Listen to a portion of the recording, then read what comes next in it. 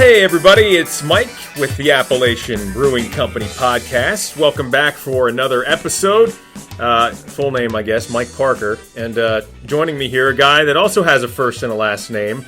And it's not Artie Tafoya. It's actually the head brewer here at Appalachian Brewing Company, Mr. John Straitiff. John, how are you? I'm doing great, Mike. Thank you. Good. Well, as mentioned, Artie and I have handled the first couple episodes of the podcast. He is on an assignment somewhere, parts unknown. So, as promised earlier, in the series here, we're going to bring people in, people that are actually behind the beer, behind the brands of Appalachian Brewing Company. And so we're going to go to the guy who is... we got Artie, the brewmaster, and you are the head brewer. You're the resident here who does all the heavy lifting, recipes. I'm making up a whole bunch of tasks for you, but why don't you tell us? Why don't you start off with telling us a little bit about your responsibilities here at the brewing company? Actually, I have a couple of guys that do all the heavy lifting, which is nice because I have a bad back and I just ache all the time. But so it's my responsibility to make sure that they have what they need to get their job done. So when you're coming up with, just like any other manufacturing process, right? I mean, running a brewery, saying, look, we've got to get this beer out in 3 weeks or this beer out in 5 weeks. This is what we've got to get done in order to do that. You're running the show. You're a manager of other brewers, essentially, right? Correct, yeah. Okay.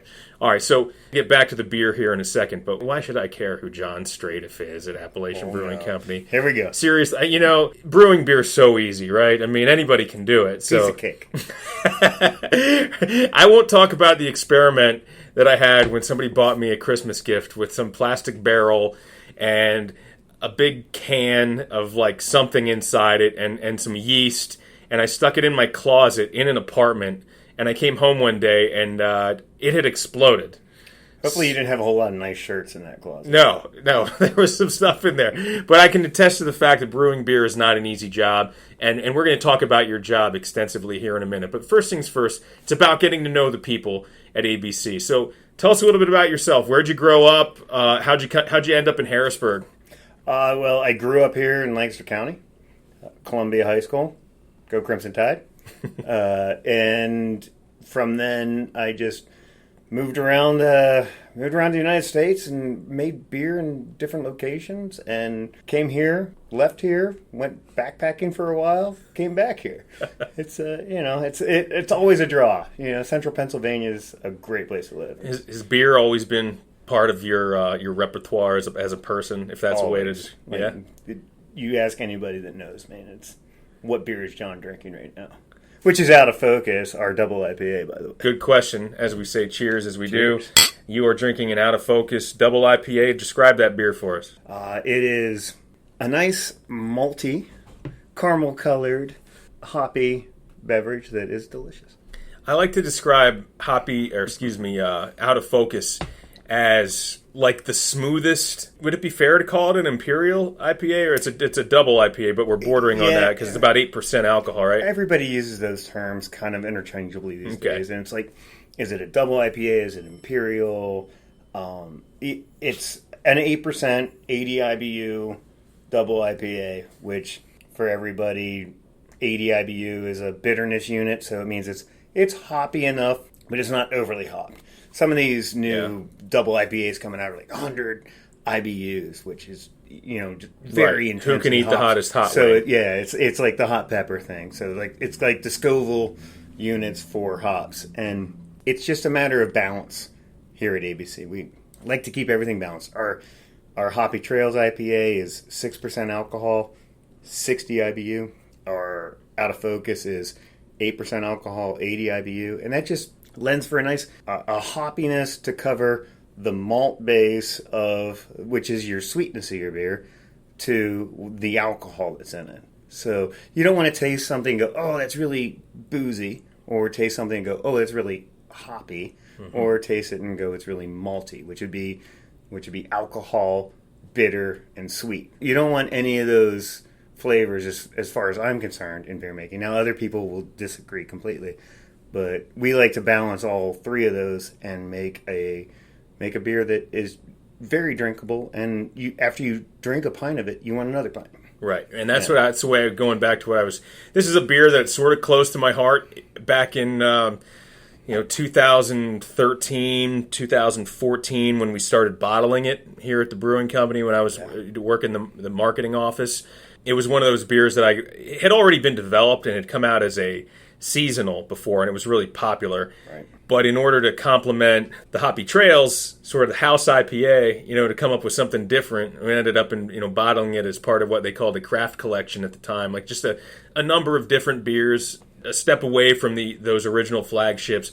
I keep wanting to go back to Hoppy Trails, but Out of Focus was one of those beers that made the list, and when the first time I tried it, it wasn't what I expected. So when I didn't get hit over the head with the hop, it's there. The hops are pronounced, but I didn't get that awful feeling of almost I have to close my eyes to drink this, which unfortunately is the case with a lot of IPAs. They just kind of overpower you, and I say that, eat the hottest hot wing thing because it's almost like a challenge. Can I get through this beer? I have never had that problem. As I heard one Appalachian Brewing Company employee tell me one time, his first child was sponsored by a session of Out of Focus double IPA. So I won't name that person out of respect for he and his wife and his child, who's now probably approaching kindergarten. You'll have to let me know later. Right? Okay, we'll do. Anybody have an Argyle Sweater IPA around? That's another one that's good. We'll have to talk about sometime. Maybe that'll be our beer of the week. And we're getting to that point where it's just the industry everybody is just IPA crazed. So now we have Hoppy Trails, we have Out of Focus, which is our double IPA. We have Gravity Falls, which is our Brute IPA, which, that's a new, I don't want to say fad, but I think it's a fad that started about a year ago. Mm-hmm. And then we have Argyle Sweater, which is not really a New England style IPA, to its truest form, but that's our take on the New England IPA. Very grapefruity, very, tropical and citrusy. It's awesome. So, it's a good beer. So we have lots of IPAs right now, which isn't our norm. We're a traditional, lager and ale house that just makes good old style beers. Yeah, but that's good. That's good because it's like anything else, man. You want to recruit. You want to keep the people who are your longtime supporters, fans. You want to keep them happy, but you also, in order to expand an audience, in order to bring people in to try that stuff, and who may not look. There's craft brewery in every town almost these days. Yep. And Appalachian's one of the legacy names in central Pennsylvania, but a lot of people never tried it because they have other options that they didn't have 20 years ago when this place opened. And they hear about a great IPA and they want to try different IPAs. That brings them in the door, and then they explore from there. Now, probably no surprise for listeners of the podcast here, I am drinking a wheat beer again this week. Literally the best seasonal that for me, if it's on tap, it's pretty much what I'm getting. It's the Hinterland Hefeweizen. I just love Hefeweizen, so if that's on tap when you stop in to the brew pub the next time, definitely check that out. It's sort of a cloudy day, which has been a break from the norm for us here over the past couple of weeks. Summer has definitely set in, but this would be one that I would like to sit out on the deck and just enjoy it. Doesn't matter how hot it is. That would be a refreshing beer. Absolutely. All right. So Mike Parker here with John Straitiff, the head brewer at Appalachian Brewing Company, and we're chatting about beer and everything ABC. And we're going to talk about the process of brewing beer, what goes through John's brain as he's fulfilling the recipes and directing the other brewers and listening to them for their input and going a little bit nuts every once in a while with the beer. We're going to get to that as soon as we come back. Hey, do you have a special event coming up in your life? You need space to bring together friends, family, co-workers? Look no further than your friends at Appalachian Brewing Company.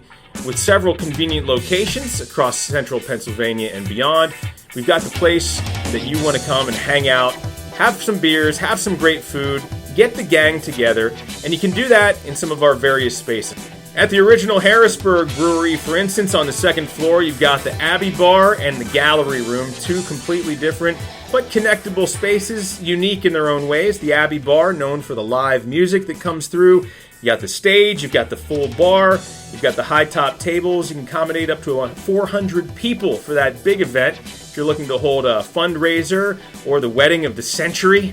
The Gallery Room, a little bit more intimate, a smaller space off the back of the building, and just as customizable for whatever you need to bring the gang together in a special setting. Need a little outdoor space? Make sure to check out the newly refurbished deck on the second floor. If you've got a special event coming up, Appalachian Brewing Company has the space that can fit your needs. Just email events@abcbrew.com. All right, jumping back into things here. We're here with the head brewer at ABC, John Straitiff. And John, before I just let everybody know about special events, but there is sort of a special event that's sort of a regular appointment here on Saturdays at ABC, and that's why you're probably, if your voice isn't familiar, your face is to a lot of people who stop in, because you've given probably more than your share of those Saturday brewery tours. Tell people about how they can check that out. Yeah, it's a strong tradition here. We every Saturday at 1 p.m. we do a free brewery tour, which includes sampling of all of our flagship beers. It's led by either me or one of my staff, so it's very knowledgeable brewers that are giving you a tour. If you're a beer geek or a beer noob, come out. I mean, it can be a look at shiny tanks, or we'll explain every bit of the process to you, and you'll enjoy it. Do you ever get like any celebrities or in here that you're like... Not celebrities, but no. Bachelorette parties, yes. Oh, that sounds like a fun time. All right, so 1 p.m. Saturdays. Show up. If it's a large group, I know that they ask that you sort of call ahead, send an email. Just make sure that we can accommodate you. But typically, John or one of the other brewing staff is going to lead you around. Yeah, it gets kind of crazy. People really love it too. They get to we have a lot of fun. You walk up on those metal catwalks that you can kind of see. People have had their wedding pictures taken here. That's how insane it gets. We have a lot of fun because not a lot of breweries have fermenting vessels that you can stand on. So it's kind of fun to just go out and stand on a fermenter and get your picture taken. Yeah, awesome. Speaking of that, so we're getting into the terminology, and we're talking to the head brewer here. So, you mentioned fermenters. Fermenting is a part of the process of making beer. Let's get into that. Let's reach the guys and the gals out there listening this week who are interested in, what do you do from start to finish? Like, where do I start other than I've got some ingredients that maybe came with that crappy kit that I got for Christmas back in 1995 or whenever. I'm sorry that scarred you so bad. But for the guys who are making beer on a bigger scale, like yourself, where does it start? Right, and every home brewer out there is really going to recognize this process. It's nothing different than home brewing. But for anybody that doesn't make beer at home, we take malted barley, which malted barley is just, they harvest barley, they let it germinate just a little bit, and in that germination process, the seed turns its starches into carbohydrates, which are really complex sugars into less really complex sugars. And that is malted barley, and that's what we use to make beer. So we take that malted barley, we mix it with hot water, which activates the enzymes that are created, and those enzymes then break down those kind of complex sugars into really simple sugars. It's called maltose. Creative name because it's malted barley, it's maltose. And maltose is something that our yeast can eat and create heat, CO2, and alcohol, which is what we're looking for here is alcohol. All right, so you got that's that base. It's that mixture that everything sort of starts from. You break down the sugar, so you got sort of like a big glass of sugar water. Yeah. Except it's coming from, the sugar's not like coming from sugar cane. It's coming from the sugars that are contained inside that grain. Yes. then from there it just gets it. Now we've got to add something there to bring some life into that thing. Absolutely. So what we do is we boil that sugar water, and we add hops to it. And what the hops do are add bitterness to your beer. They add flavor to your beer, and they add aroma to your beer. Then we go off the charts. All these new IPAs are just go crazy with hops. We used to add a half a pound of hops per barrel of beer, and a barrel is 31 gallons. So we used to add half a pound of hops per barrel. We are up to now just trying to keep up with everybody out there making IPAs 3, 4, 5 pounds per barrel of hops. So we're tripling, quadrupling, sextupling our hop additions just to try to make our hoppy beers hoppy, but keep our nice pilsners and hefes and lagers very, very traditional style.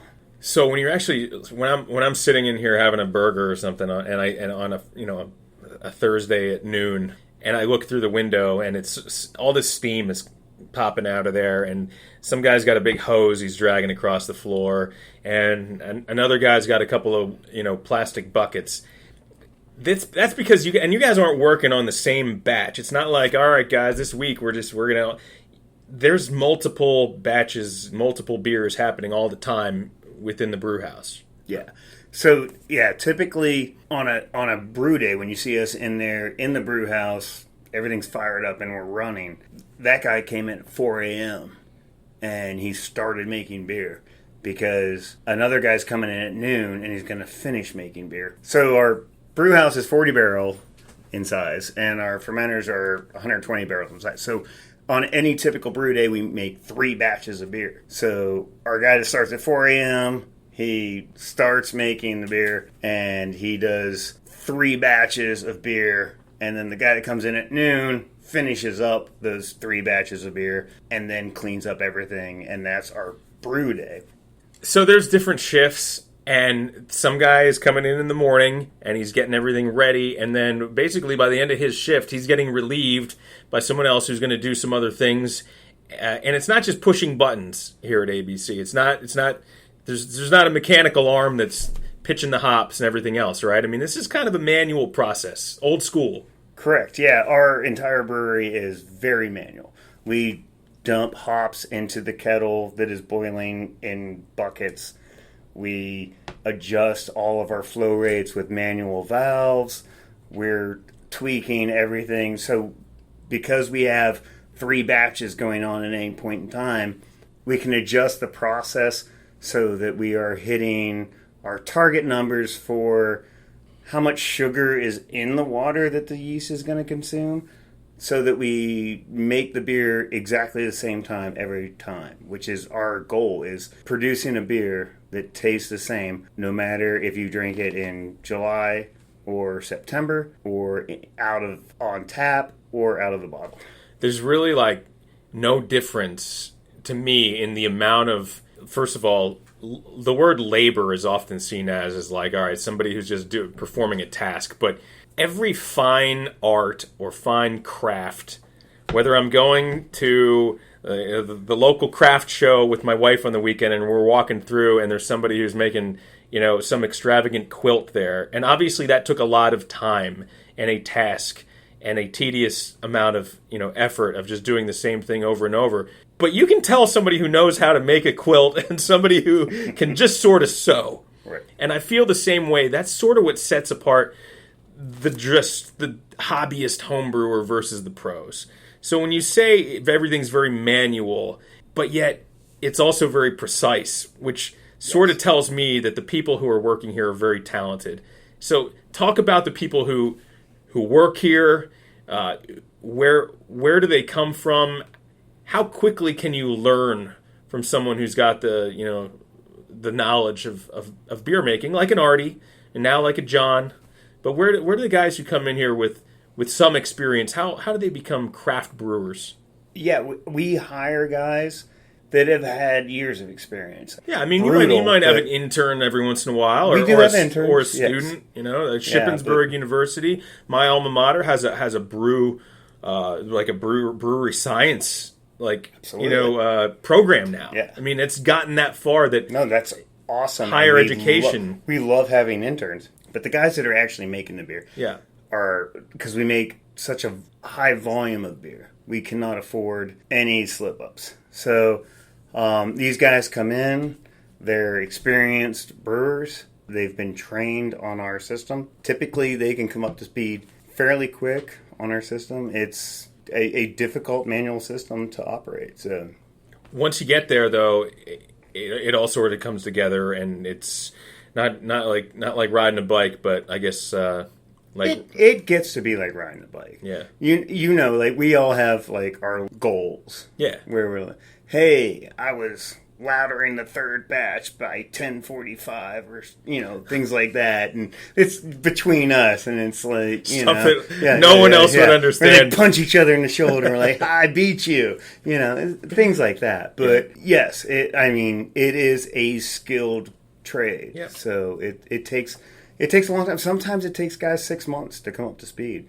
and actually on their own make great beer here at ABC. If it's like riding a bike, well, then that's just riding a bike. But every once in a while, you like to maybe build a little ramp or find a new route to drive around. Keep things interesting. Keep things fun and creative. So are there breweries, though, that are sort of not, I guess the word, if it's not manual, then it's automated, right? Are there a lot of breweries out there that are then just automated sort of machine mills? Yeah, they exist right in our back door, and I think it's entertaining because I enjoy the artistry of making the beer. I don't want to come in, sit down, and on my smartphone brew beer. I want to mill in the grain. I want to mash in the mash. I want to smell it. I want to taste it. I want to boil it. I want to add the hops to it. I want to smell the hops that I'm using, and those guys don't do that. And nothing against them. They make great beer. But that's not what I want to do. There's no Keurig out there for craft beer, is there yet? There is. It's called a Braucon. Oh, okay. So there is, but it probably isn't very good. No, it makes great beer. Braucon's an incredible system. Well, when I say it's not very good, what I mean is, as a brewer, as a guy who needs some sort of creative outlet, sticking a little K-cup in the... I love analogies, and my analogies aren't always the best. But, we've got a Keurig at the house, and it's so easy. You pop it in, hit the button. I want a 12-ounce cup of coffee. Boom. A minute later, it's done. But if I really want a cup of coffee, and I want to feel like it, then I go to the French press, right? Yes. And what's better at the end of the day? I mean, when you can take a little pride in something that you've done... And as the creator of this beer, when you've done that and you've seen it from raw ingredient to finished product in your glass, that's got to be pretty rewarding. Yeah, and to stick with your coffee analogy, do you want to pick the bean, pick the grind, put it in your press, make it, and then drink it? Or do you want to put a K-cup in your Keurig and have it make a cup of coffie for you? Which... It's a question many people have asked. Everybody's going to drink the coffee. That's good. It's just about your experience making it. Thank you. I think beer is an experience, and it should be. And I can sense it, man. I've known you for several years, and I know that you take a lot of pride in what you do, and we do appreciate that. All right, taking a quick break here to remind everybody to stop into their local neighborhood Appalachian Brewing Company brew pub. Go to abcbrew.com for the menu and locations. Our menu item of the week here is one of the brew house classics. Everybody's favorite, perfect for summer, perfect for any time of year. But oh my gosh, I love the beer battered fish and chips. Talking about crispy fried beer battered haddock served with brew house fries, homemade here. Coleslaw and tartar sauce on the side. Of course, just like we've got here in the glass, I've got the Water Gap Wheat Ale, one of our favorite classic flagship beers here at ABC. Don't forget, on Fridays, it's Fish Fry Fridays. All you can eat, beer battered fish and chips. It is every Friday here only at Appalachian Brewing Company. All right, back here with John Straitiff from Appalachian Brewing Company, the head brewer, joining us in the studio this week. And so, John, we're talking about what it takes to run this brew system here at ABC, and certainly as much as we'd like to just be coming up with crazy recipes and different things all the time to generate some buzz around the brewery, a lot of your time is spent just making sure the beers are made. The classic flagships, the wheat, the lager, the hoppy trails, the Jolly Scott, the list goes on and on. But you're a craft brewer. You've got creative juices that flow. Every once in a while, if not pretty frequently, you've got to challenge yourself with coming up with something new. I mean, where do you find inspiration for new beer recipes? We always find inspiration for new beer recipes. Every one of us wants to make a different beer all the time, and we want our beer to be on tap. We want to hear customer feedback about the beer we're making. Unfortunately, we can't make them here in Harrisburg, but we can make those beers at one of our locations. So we can make those beers in our Lidditz location, two of our Gettysburg locations, the one in Gateway and the one in Battlefield, and even in our Mechanicsburg location. So we have an artistic outlet, should you say, for what we want to make, and we make a lot of beer there. I mean, each one of those locations is at least a 5-barrel system, and Mechanicsburg is a 15-barrel system. So we're talking each barrel is 2 kegs of beer. So Mechanicsburg makes 30 kegs of beer. So we have a really good outlet to make a high volume of beer. So we're talking about like the small batch recipes. Yeah. One of the beers that comes to mind that it comes around every once in a while is the Blank Stare IPA. Yeah. Okay, talk about that beer. That's something that sort of came about. It was a inspiration for spring, summer, a little bit. That beer was an oops. That was 2014. Yeah. Summer, and we have a silo that services all of our base malt for the brew house, and we were making a totally different beer, and we ran out of malt, and we're like, what were we gonna do? So we had a pallet of malted wheat, so we just dumped it in, and we're like, what were we going to do with this? We're like, well, we're going to make an IPA out of it. There's going to be a white IPA. And we made a white IPA out of this end of the silo, pallet of wheat. And Mike Parker here came up with this logo of a rabbit with red eyes and said, hey, let's call it Blank Stare IPA. And it's just held on. Yeah, it's kind of come back and made it that creepy rabbit every once in a while pops up in the brewery. We keep making it now. We keep trying to make it different things. Like, hey, let's try to make Blank Stare an oat IPA. Let's try to make Blank Stare something else. Now, Blank Stare has to be a wheat IPA that's very heavily hopped and delicious just because we ran our silo dry in 2014. So you get the oops moment that turns into a success every once in a while, sort of out of the blue. But you've got to sometimes you got to be laying. You maybe have a weird dream or something, and you say, "What if I did this?" Yep. you ever have one of those and actually Absolutely. Turned it into a recipe and maybe give us a story? Yeah, our right now in Harrisburg, we had a Moment of Impact triple IPA, and I decided to make that in our Battlefield location. Just because we had a capacity for it. We had an open fermenter, open bright tank.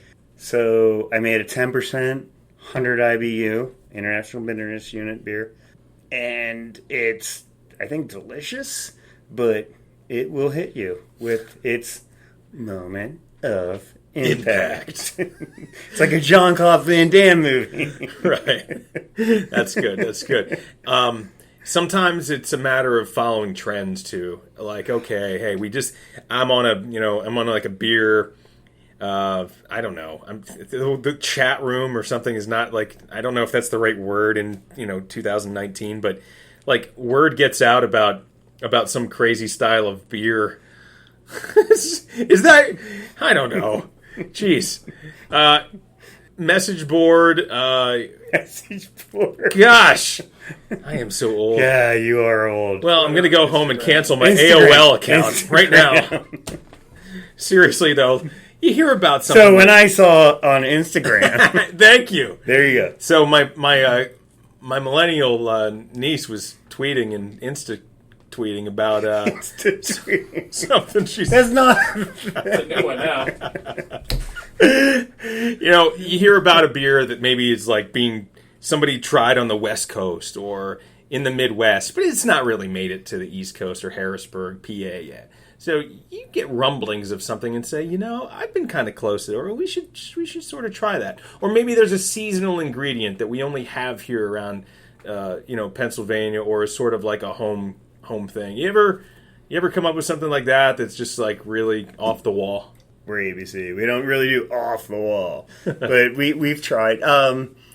In our locations in Mechanicsburg right now, our brewer over there dumped 300 pounds of strawberries into a 15-barrel batch, which is 450 gallons.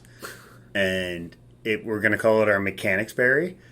And it really is a pale ale, so it's slightly hoppy, very strawberry. That sounds awesome. Yeah, right up Mike Parker's. I like that. See, I know, but that's funny to me because I like trying lighter bodied beers. It's typically when you come across something that's flavored with true citrus. And when I say citrus, sometimes we describe IPAs as having a citrus flavor. That's not what I'm talking about. So what I'm talking about is like I like to try a beer that's infused with some sort of fruit. But when you mix in the hoppiness of a pale ale, so that actually sounds really good to me. I love beers that are infused with fresh fruit type flavors. Oftentimes that's done in like a lighter bodied, like a wheat ale. To have it mixed in a pale ale, that's very intriguing. So we'll be looking for that one at an ABC near you. Another thing right now people are into are sour beers. And we are converting our Battlefield location on Steinmore Street in Gettysburg into a sour location. So we brewed a kettle sour, which is a certain type of beer, a couple weeks ago. And now we are turning it over into a full sour facility. So we will have very fruity sour beers coming out of that Gettysburg Battlefield location. Nice. And what actually does that? Like, so I've been to for years and years, I came to the Capital City Beer Invitational or Beer Fest here at ABC. This past February was the Winter Warmer Fest, and there were quite a few sour beers there, and I enjoy them. I cannot tell you exactly though, because so you're the brewer. What makes a beer sour? Is it because seriously? When I look at them, I'm like, well, that's like a beer and somebody put some vinegar in it, and you know what? I don't care. I would drink that because I like the way it tastes. But what is actually making the beer sour? And yes, people love them and they don't know what they're about. But yes, it's bacteria. So that's nice. Bacteria is controlled, just like our yeast. Right. Like yeast is not really good in all situations. Bacteria isn't good in all situations. But we use a certain amount of yeast and a certain amount of lactobacillus bacteria and pediococcus bacteria. And what they do is eat those sugars, like I talked about with the yeast, and they create sour flavors. Mm-hmm. And they reduce the pH of the beer to a point where it's very acidic. So sometimes when you drink a sour, you have to take 19 Tums and go sit on a toilet. Well, I mean, that's the thing, though. You can get them right and you can get them wrong. Right. And believe me, I've had my share that kind of turned sideways, meaning that sort of out of the gate whether or not you're going to enjoy that beer. Yeah. I want to try it, but the idea for me is not to be how sour can I go. I'm not doing the limbo here. Right. You know what I'm saying? I want to enjoy something because I enjoy that flavor. I like pickles. Yeah. All right? It would make sense that I would like a sour beer, something that has similar characteristics. So that's really interesting. So if you're looking for more sours to come at ABC's, the sour If you got that itch to scratch, you'll be finding it soon. Yeah, because we've had lots of customers, and this is customer base. Like, customers are coming to us telling us they want sours. So we're responding to our customers and making sours. All right. John Straitiff is the head brewer here at Appalachian Brewing Company. You'll see him around. You stop in here to the. He's shaking his head no but it's true. The guy's here. I mean, he is here at 4 a.m. and sometimes leaves here, at 8 p.m. It can make for a long day, but that's what it takes.